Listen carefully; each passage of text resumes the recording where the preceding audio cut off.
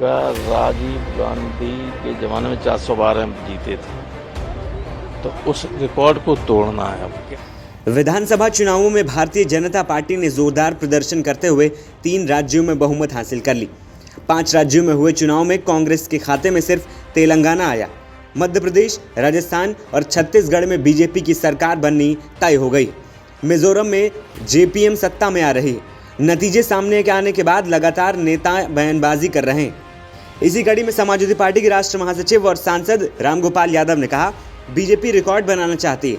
कांग्रेस राजीव गांधी के जमाने में 412 सीटें जीती थी, उसे रिकॉर्ड को बीजेपी को तोड़ना है। जो बैठे हुए हैं सत्ता में, वो कोई डिमांड पूरी कर सकते हैं क्या?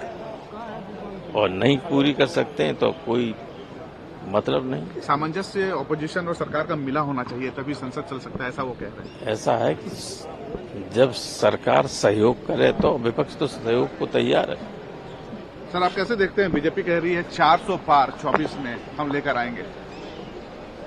देखो, जो जीता हुआ होता है वो चाहे कुछ कह सकता है, उस पर कोई रोक नहीं होती है, और जो हार जाते हैं उस पर लोग सवाल उठाते हैं। कैसे रोकेंगे सर इस 400 वाले मिशन को बीजेपी के?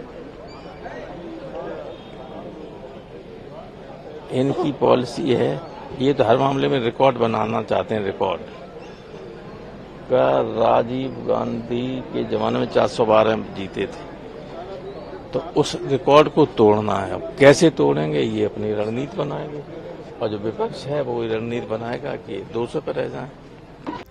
दरअसल सोमवार को संसद का शीतकालीन सत्र शुरू हो रहा है, जिसको लेकर रामगोपाल संसद भवन के बाहर थे, तभी उनसे सवाल किया गया था।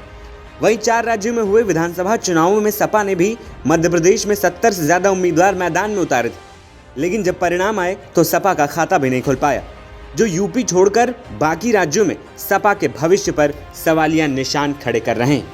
एनबीटी ऑनलाइन की रिपोर्ट।